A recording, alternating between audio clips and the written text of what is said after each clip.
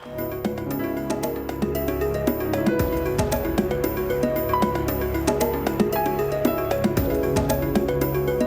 morning, Naija, and welcome once again to your Health Corner, where me, myself, and I, your one and only Dr. Adora, they summer you with all the better information where you need to make sure say your body dey very, very kajad. Well, we don't talk about wetin they call hunger and malnutrition. And yesterday, I've been telling you the difference between the hunger and the malnutrition, although they work out together. And we even tell you some of the people where they at risk for this malnutrition. And the last thing where I mentioned, we say children we get what they call cystic fibrosis. Then they get difficulty to they absorb nutrients because of the disease where they affect the pancreas. And this pancreas now the organ where they normally produce enzymes where we need, our body need for digestion.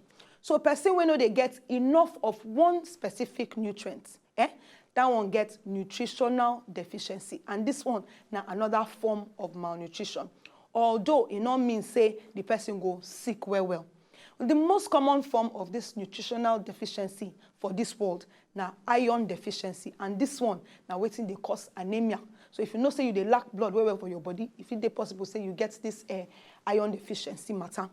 The World Health Organization, they don't estimate say 2 billion people for the whole obodo the world. They know they get enough nutrients, things like iron, vitamin A, and zinc for inside food where they chop.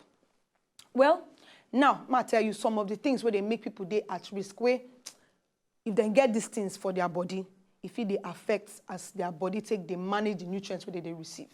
Malnutrition, they affect people of every age, whether now small baby demo, whether now children, whether now adolescents.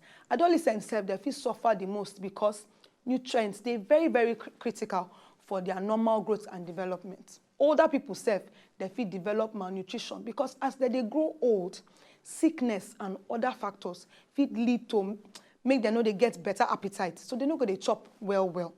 Alcohol if it interfere with nutrients absorption. So if you too they drink alcohol, some kind of vitamins and minerals where you suppose take in, alcohol will they block as your body they take absorb them. Then some people that they abuse medicine, some kind of drugs, and these ones feel cause malnutrition or they feel become underweight if they not chop well. Children and teenagers where they on special diets, people like vegetarians when they chop meat and the rest of them, they need to they chop balanced diets and plenty rich kind of food, make they get the right kind of nutrients. Vegetarians, for example, make sure that they get enough protein and vitamins like B12 because they know they chop meat and from meat they go get these ones normally. What will be the symptoms and the effects of malnutrition? Well, malnutrition by itself they cause gbege for inside our body and even our mind.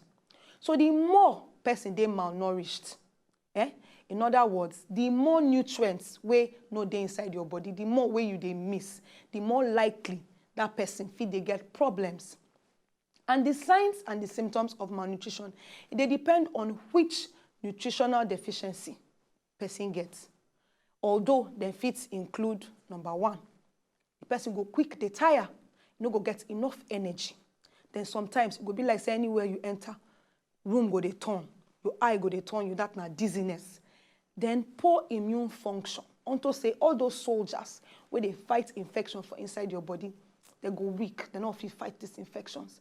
For some people, waiting they go they see be say will be like say their skin they very dry and scaly, like say they see scales where they come out. And for some people, feet they swell. Then for some, they go notice say anytime they go just their gums go they bring out blood, especially when they brush teeth. Then for some people, waiting they happen be say their teeth go they decay, and they go they see some kind slow reaction times. And if they're not careful, when they pay as in if they focus on something, they no go feel concentrate for long. That now their attention span go they very short. Then for some people, this one, in fact, most people they experience this one, they go they underweight. They no go get enough weight for body. You still get some more symptoms and signs where I will continue to share with you tomorrow. So if you say you want to hear more on top this matter, whether they call malnutrition, I beg, log in, tune in tomorrow. I go there here to give you all the better information you need. My name is still Dr. Adora, and you got Fechi.